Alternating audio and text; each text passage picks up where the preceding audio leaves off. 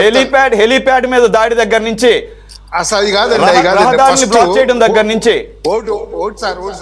కోటేశ్వరరావు గారు లేపినటువంటి అంశం ఉంది.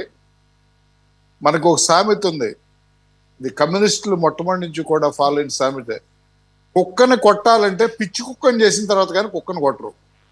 అట్లాగే ఒక మనిషిని దెబ్బతీయాలంటే ఆ మనిషిని పిచ్చోని చేసిన తర్వాత కానీ దెబ్బతీయడు. అది రాజకీయాల్లో జరిగేటువంటి సర్వసాధారణ విషయం.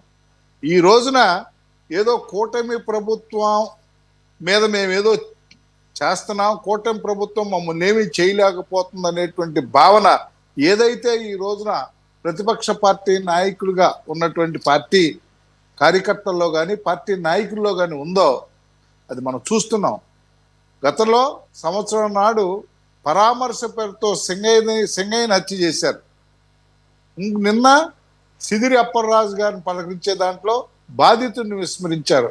ప్రతి అంశంలో కూడా గుంటూరులో మిర్చి యార్డుని మొత్తం ధ్వంసం చేశారు. మీరన్నట్టుగా కడప జిల్లాలో ఉంది, కడప జిల్లాలోనే హెలికాప్టర్ యొక్క ప్రొఫైల్ కూడా డ్యామేజ్ అయినటువంటి పరిస్థితి. ఇవన్నిటిని కూడా కూటమి ప్రభుత్వం ఖచ్చితంగా గమనిస్తుంది. పాపం పండాలి, ప్రజల్లో అభిప్రాయం రావాలి.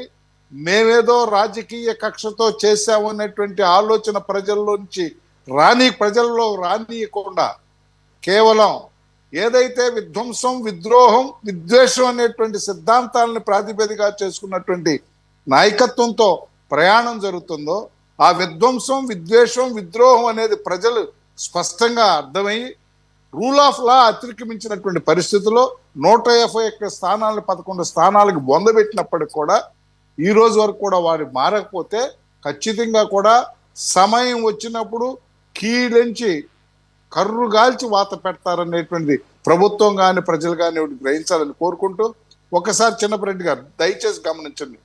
ఏదైనా ఒక మహాత్మా గాంధీ గారు ఏం చెప్పారు, కేవలం ఆబ్జెక్టే కాదు, ఆ యొక్క విషయమే కాదు, దానికి కావలసినటువంటి మీన్స్ ఒక మంచి కార్యక్రమం చేయాలన్నా కూడా ఆ మంచి కార్యక్రమం చేసేటువంటి విధానం కూడా మంచిగానే ఉండాలి.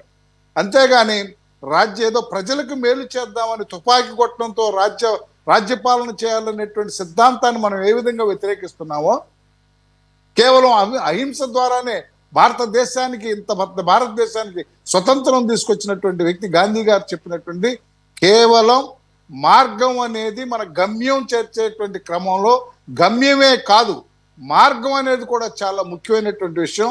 ఈ రోజున ఈ విధంగా చేసేటువంటి లాలెస్నెస్, సమాజానికి రక్షణ లేనటువంటి పరిస్థితుల్లో ఒక నాయకుడిగా కార్యకర్తలను కంట్రోల్ చేయాలా, లేదా నాయకుడిగా కార్యకర్తలు చేసేటువంటి తప్పుని ఎంకరేజ్ చేయాలనేటువంటి విఘ్నత మీకే ప్రజలు వదిలేస్తున్నారు తప్పితే అది లాంగ్ రన్ లో ఏమవుతో మీకే అది ఖచ్చితంగా కూడా ఆల్రెడీ రుచి చూశారు, మరొకసారి రుచి చూడబోతారనేటువంటి విషయాన్ని మీకు మీ ద్వారా ప్రజలకి, మన టీవీ ద్వారా ప్రజలకు తెలియజేసుకుంటూ చాలా మంచి అవకాశం ఇచ్చినందుకు ధన్యవాదాలు తెలియజేసుకుంటూ సెలవు తీసుకుంటున్నాను. జై హింద్.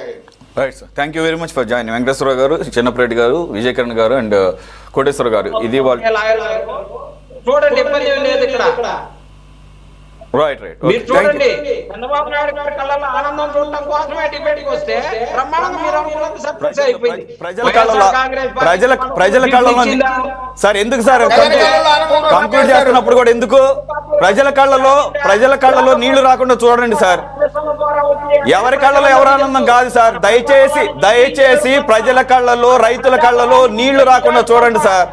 ముందు వారి కళ్ళల్లో, ప్రజల కళ్ళల్లో నీళ్లు రాకుండా చూడండి మీ యాత్ర వలన. అది చూసుకోండి ముందు. Thank you very much for joining. Chinnapa Reddy గారు, విజయకరణ్ గారు, వెంకటేశ్వరరావు గారు, కోటేశ్వర గారు. ఇది వాటి టాప్ డిబేట్. మరో అంశంతో మళ్ళీ కలుద్దాం. Stay tune to city 24/7.